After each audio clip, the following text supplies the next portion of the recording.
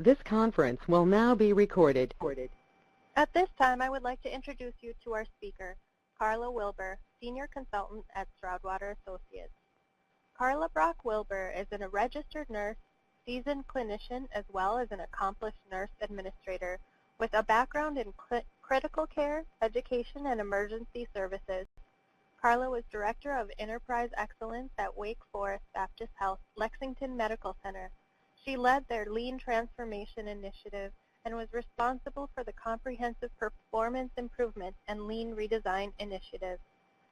Carla earned her Doctorate of Nursing Practice from George Washington University and holds a Master of Science in Nurse Leadership from East Carolina University. She obtained a Bachelor's in Nursing from Winston-Salem State University and is now a Senior Consultant with Stroudwater Associates. Now I'll turn it over to Carla. Thank you, Kim. Do you hear me well? Kim? Oh, I hear you. Oh, good. Okay, great. All right, thank you so much. If anyone has any trouble with hearing Carla or any of us today, go ahead and just chat something in the chat box. Okay, that's great. All right, thank you so much, and I am so pleased to be with you today to talk about improving care transition. And I have control. There we go. The first part, and this is a two-part series, so today we'll do part one, and tomorrow at the same time, part two. Part one, we will discuss the HCAHPS survey, discuss the questions associated with Composite 7, and define and discuss transition of care. Tomorrow, we will evaluate best practice actions for improving care transition. What is the HCAHPS? It's very elementary to some people, but for others, they need a little help understanding what HCAHPS really means and what it's responsible for. HCAHPS stands for Hospital Consumer Assessment of Healthcare Providers and Systems. The survey is really designed to produce information about the patient's perspective. The three broad goals have helped us to create the HCAHPS of today. It creates new incentives for hospitals to improve due to public reporting and enhances accountability by increasing transparency.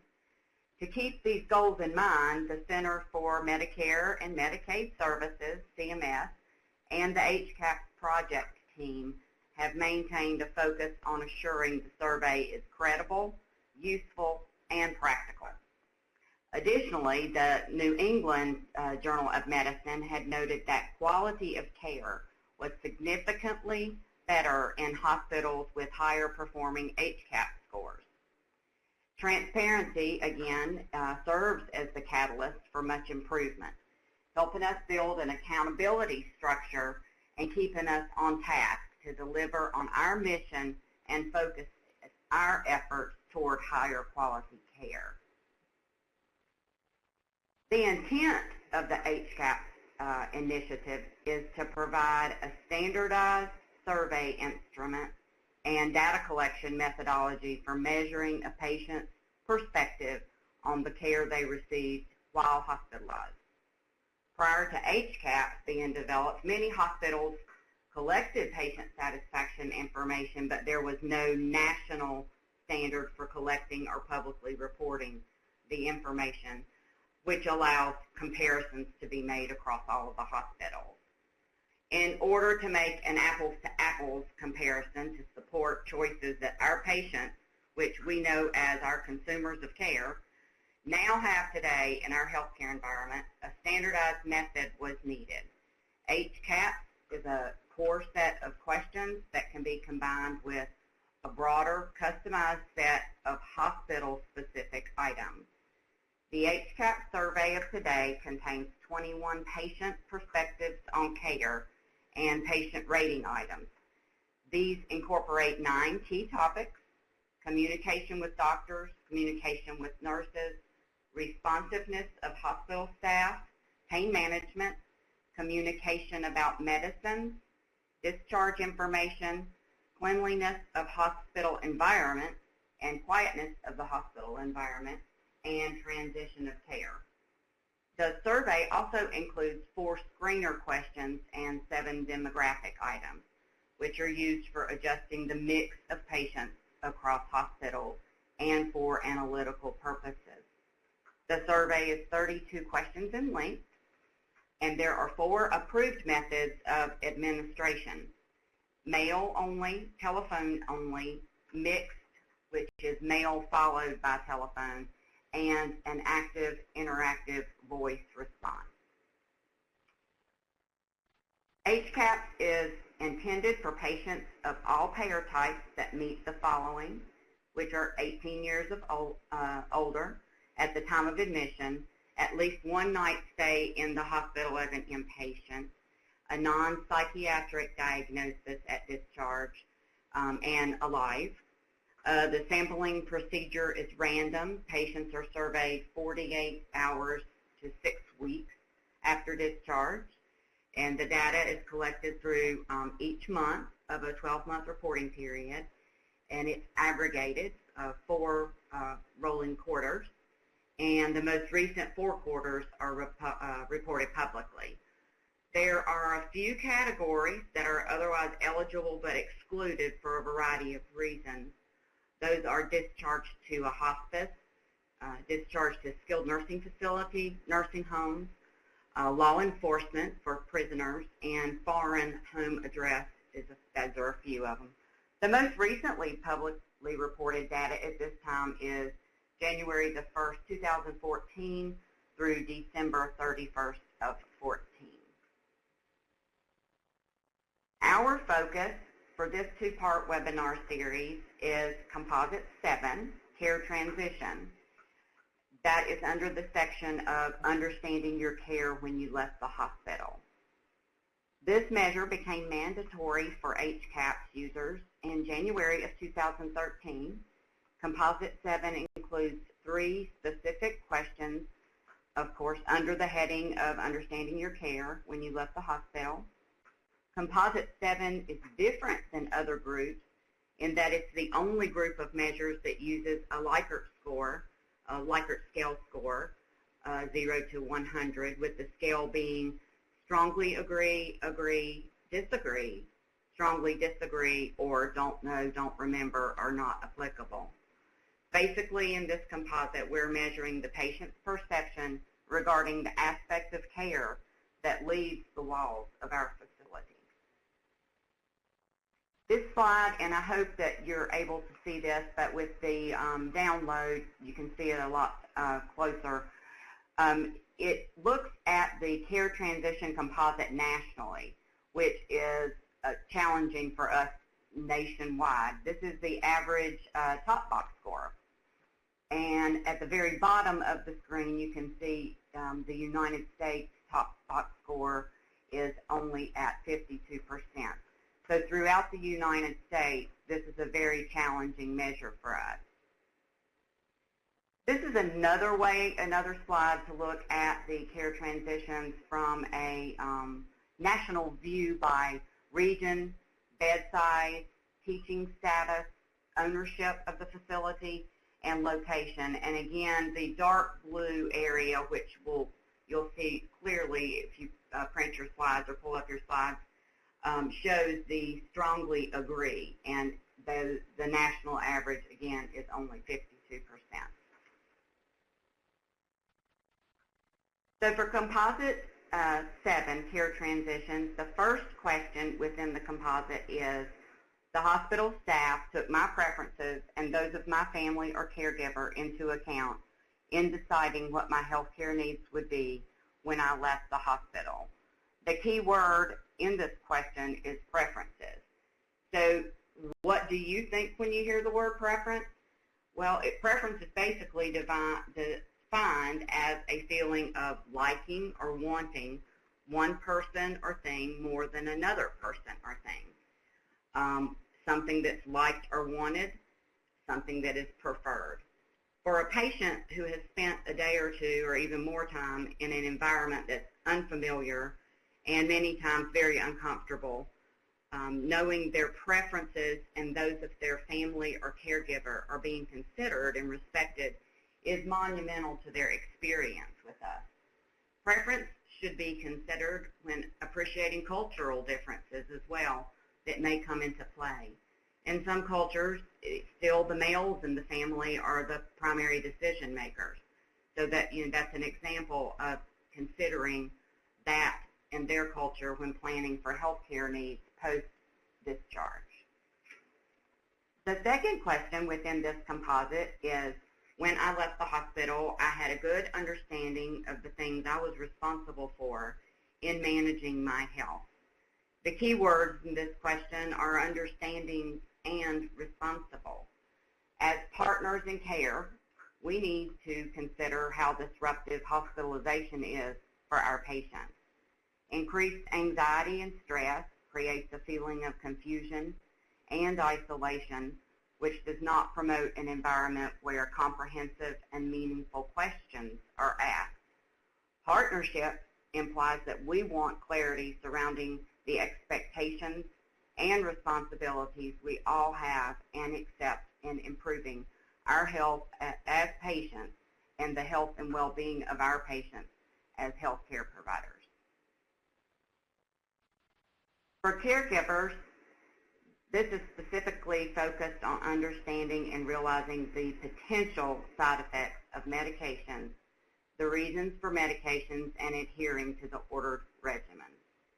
Question 25 of the composite, when I left the hospital, I clearly understood the purpose for taking each of my medications. A study published in the Journal of Clinical Outcomes Management noted that an estimated 60% of medication errors occur during times of transition. This can include overuse, underuse, or misuse of medications. On the slide, you can see the patients or the man and woman there stacking up their pill bottles. If you've ever worked in an emergency department, far too often you see patients come in with bags of pill bottles and they've not even used their medication. They don't even know what they are. So let's review what is known as a vignette that the Joint Commission documented illustrating a breakdown in care transition. This 60-year-old man was readmitted for heart failure only a week after he was discharged for the same condition. He brought all of his pill bottles in a bag, and all of the bottles were full, and not one had been opened.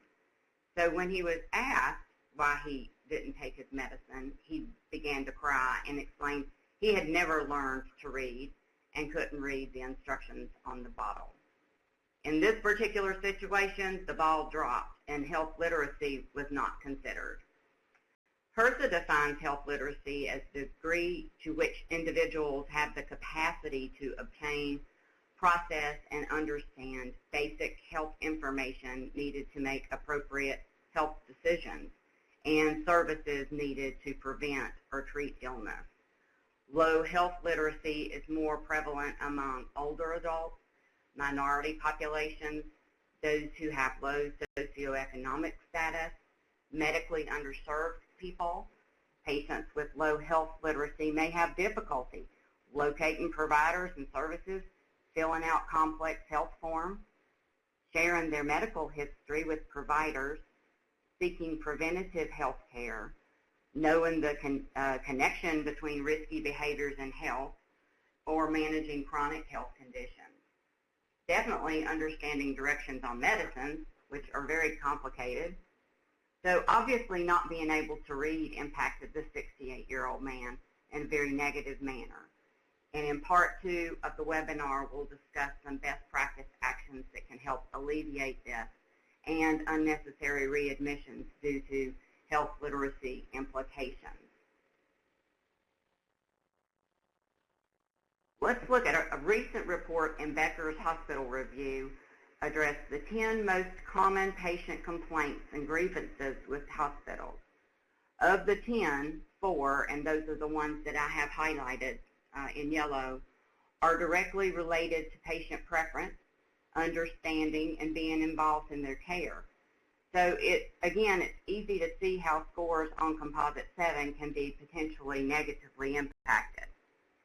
Kettleson, Cook, and Kennedy, authors of the HCAHPS handbook, brought to light a huge consideration to patient perception. They stated, perception implies that the patient is observing her care, while experience implies that she is fully immersed in it. Looking at this through the lens of the patient, and we probably all have been one before, this makes good sense. Patient inclusion in the entire plan of care changes the face of the patient's journey completely. So what does transition of care look and feel like? Transition of care, or care transition, is the most significant component of the patient journey. Every handoff, and I like to think of it more as handover, is vitally important to the well-being of our patient. Whether the patient goes home, to another facility or specialist, and so on, the process of transitioning care can mean the difference in clinical outcomes, quality of life, and reduction in unnecessary healthcare expenditures. In a nutshell, excellent health outcomes depend on coordinated efforts of all parties. During each episode of care, there are many transitions between segments of the healthcare system among members of one care team, which could be the receptionist, nurse, or physician, between patient care teams, between patients, informal caregivers, and professional caregivers, across different settings, primary care, specialty care, inpatient, and emergency, between health organizations, and transitions over time, where information is transferred and responsibility shifts. Some think of handoffs and handovers as care coordination. The Agency for Healthcare Research and Quality noted that care coordination means different things to different people. No consensus definition has really fully evolved. However, a recent systematic literature review identified over 40 definitions of the term care coordination. The authors of the review combined the most common elements from many definitions to develop one working definition for use in identifying reviews of interventions in the vicinity of care coordination. And as a result, they developed a broad definition with purpose. That care coordination is a deliberate, conscious organization of patient care activities between two or more participants, including the patient. These participants are involved in the patient's care to facilitate the appropriate delivery of healthcare services. So it seems logical, the right care at the right time, so then why is it so hard? I believe what we really need to see is a care-coordinated transition, which is a perfect opportunity for us to create a healing patient journey. So why are seamless transitions important? It's the right thing to do for our patients. Not only is it the right thing to do for our patients, seamless transitions leave less room for errors, thus creating better outcomes. A recent survey on patient safety culture by the Agency for Healthcare Research and Quality found that 42% of the hospitals surveyed reported that things fall between the cracks when transferring patients from one unit to another. And problems often occur in the exchange of information across hospital units. By providing appropriate transitions outside our walls, we can reduce unnecessary readmissions, emergency department visits, and reduce the risk of negative reimbursement impacts. Fragmentation of care instead of tailoring care while there does nothing to improve our relationships with our consumers of care. To the contrary, fragmentation actually reinforces the thought that we as healthcare professionals do not communicate. Additionally, our current healthcare environment is moving swiftly in the direction of accountable care organizations and bundled payment contracting. We want our facilities to be the facility of choice when negotiating with providers and insurance entities.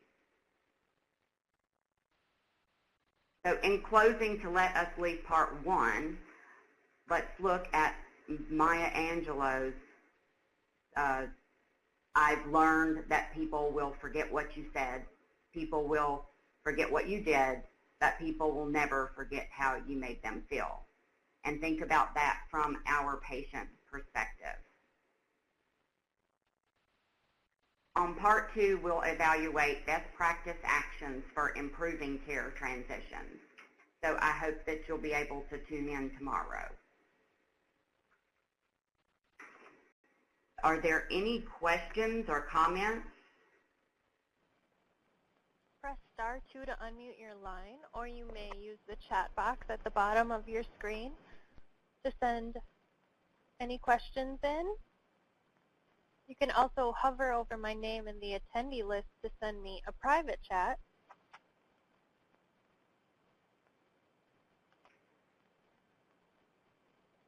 Carla, you mentioned a recent survey on patient safety culture quality that found 42% of the hospitals surveyed reported that things fall between the cracks when transferring patients from one unit to another, and problems often occur in the exchange of information across hospital units. How do patients fall through the cracks within the same facility? Well, unfortunately, it happens far too often. Handoff and handover should be standardized. And the expectation that the process should be followed needs to be hardwired in the culture of the organization. Accountability, and we've heard before, definitely starts at the top.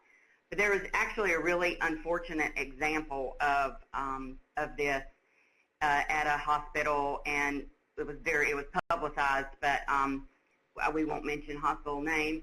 But a very unfortunate situation occurred when a patient was moved from a short procedure unit back to his room.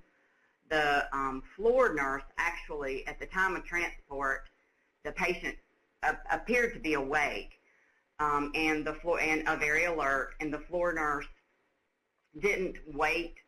The nurse bringing the patient to the floor didn't wait for the floor nurse to give report, and handoff was not done.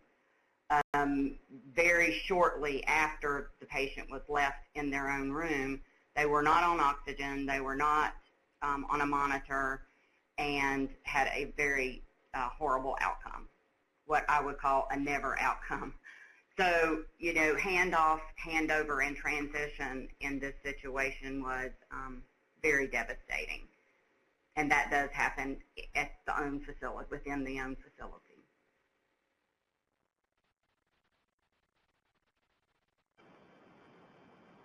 Thank you, Carla. Does anyone else have any questions? You can type them in the chat box or press star 2 to unmute. Rhonda has a question, Carla. Okay. We plan to cover some of this tomorrow, but can you give us some ideas about what the hospitals that are doing this well are doing? Or do you mean within the hospital or to the outside?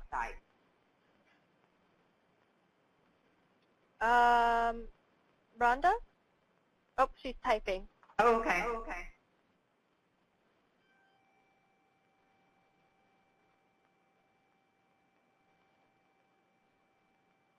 Oh, just in general. Okay. Within the hospital, I think what works the best, and I have seen it done in different ways, is SBAR. So SBAR reporting, where they have a standardized tool and specific information should be crossed between units. Like I mentioned, the short procedure unit. Some people call this a ticket to ride. There are all different names for these particular methods of transferring knowledge. And transitioning care is very much about transferring knowledge. So it's to let the other caregiver understand what has been going on with the patient, the history, what has happened since they left the floor to go to short procedure. In that situation, they were given conscious sedation or moderate sedation. People call it different things, but they had 2 different drugs that they used for this procedure. And that's the kind of information that would be transferred between the 2 healthcare providers. In that situation, they would have known that that patient needed to be monitored had they used the appropriate transfer mechanism. From the, an example of from the facility to home, in situations, a lot of community pharmacists are being involved in the medication reconciliation, even on the outside, so that the patient's medications are packaged appropriately. They understand what they're supposed to be taking and when and why and what type of side effects to look for. So that's an example of the, of communicating the knowledge transfer and transition of care to the outside as well. Okay. Carla, why do you think so many hospitals across the country are struggling with this HCAHPS area? I have asked many hospitals that question myself, because I'll see HCAHPS scores in hospitals. The communication with nurses is excellent. The communication with doctors, it would be excellent. It's amazing how we can be doing so poorly when where the communication seems to be improving. So I really think that what we have struggled with is the way that we speak and word different things to patients. For example, I don't believe in very strict scripting, but I do believe that our caregivers, our healthcare professionals, all need to try to word things in a way in which the patient will understand that we do take their preferences at heart. For instance, when would you like to have your not your medicine, but your medication education? There are people who are morning people, and there are people who are afternoon people and evening. They don't want to do things early in the morning. So when we ask the question, we need to ask it with, we're concerned about when you would like to have something done. And we need to kind of make that pretty clear so that when they see on their survey that the caregivers took their preferences at heart and they're answering that question, then they really can, put the 2 and 2 together.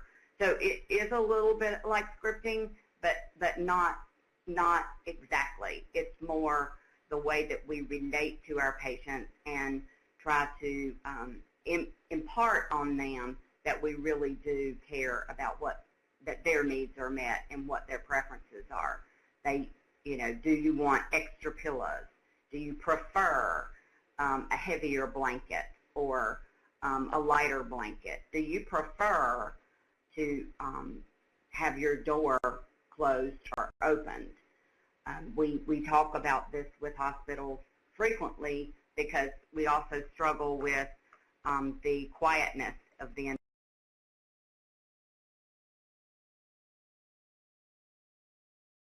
environment. That's a perfect example of saying, we want you to, we want you to be comfortable with the noise level. Do you prefer to have your door open or closed? And I think that's where we've struggled with this, because the preferences are really not made an important priority in the healthcare environment to this point.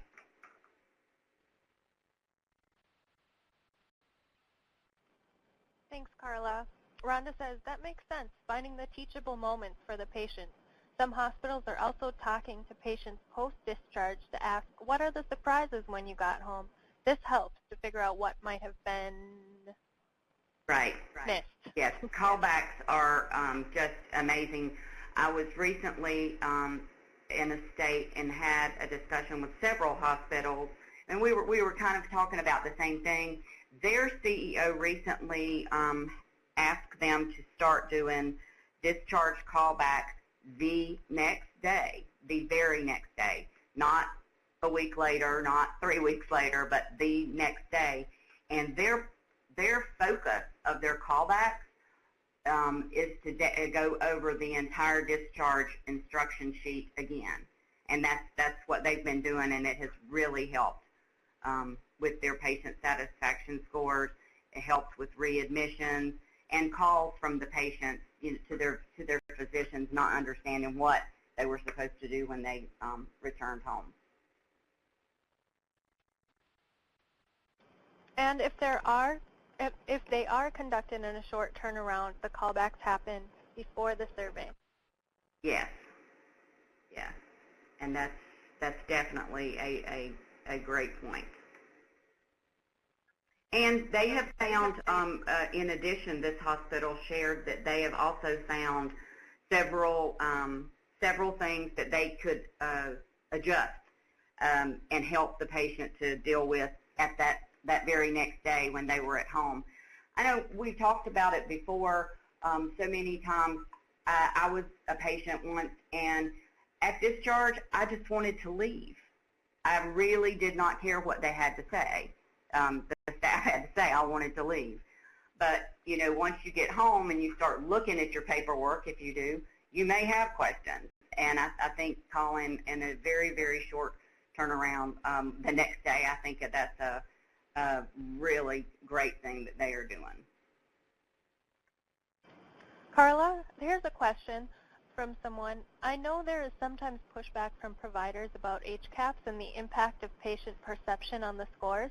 In the data you shared, you highlighted the national average for the care transitions composite is at 52%, meaning that we have a lot of room for improvement nationwide. Do you have any information on the score of the 90th percentile performers? No. No, I mean, I know that most of the states are really struggling, and so as a state average, with everybody struggling, I have not actually seen any hospital information where they are doing very, very well. Yeah, I think that yeah. I think this person was just wondering if there were any hospitals that are really knocking it out of the park, or if everyone is struggling. I haven't seen anyone knocking it out of the park yet, not this composite. And it's interesting, though, I have seen hospitals where like one of the three may be higher, but not all three, so that brings the composite down. Okay. Thanks, Carla. Does anyone else have any questions for Carla? We have a lot of time left for questions, so feel free to take advantage. Press *2 to unmute, or you can type in the chat box.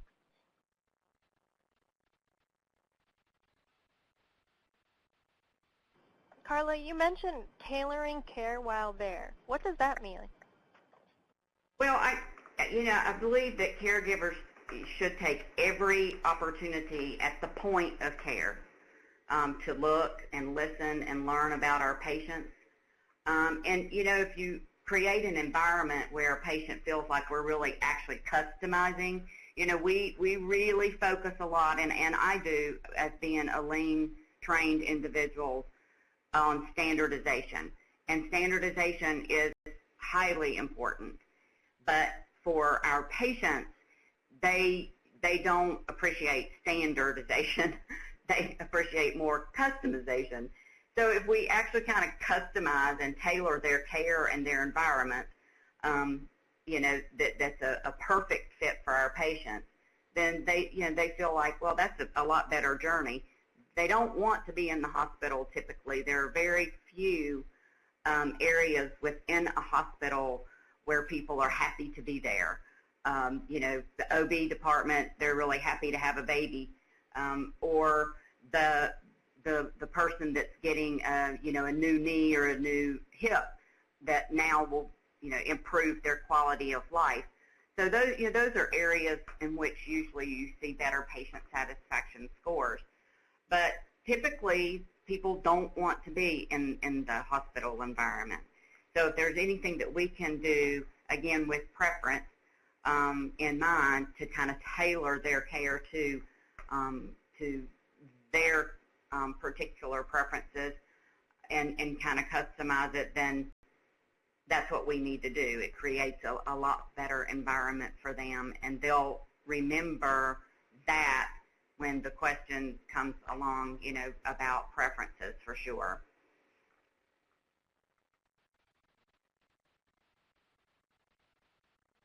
Okay, great. Thank you so much, Carla. Anyone else have a question?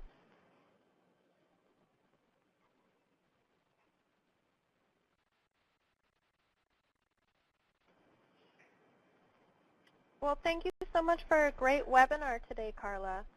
Part 2 will be tomorrow. Carla, do you want to talk a little bit about what you're going to include in Part 2?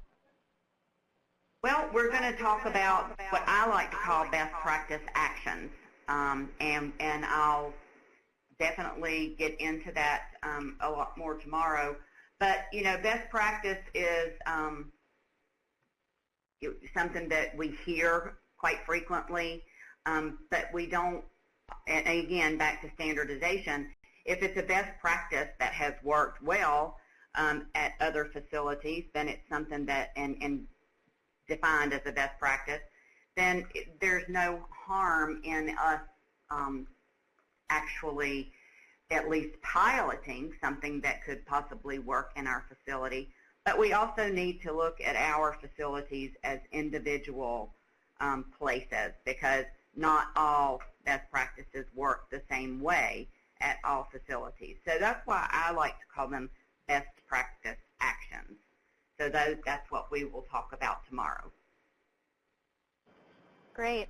The recording of this webinar, along with the slides, will be available on our Help Webinar Playbacks page later today. At this time, I ask that you complete the short online assessment for this webinar. Please use the links on the screen to register for any of our upcoming webinars or PMG calls, or to download educational guides, or the Rural Hospital Toolkit for transitioning to value-based systems. If you have any questions or comments, please contact me at the email link on the screen, and I hope to have you on future calls. Thanks, everyone. Thank you, Kim. The organizer has disconnected, and this conference will continue for 60 minutes.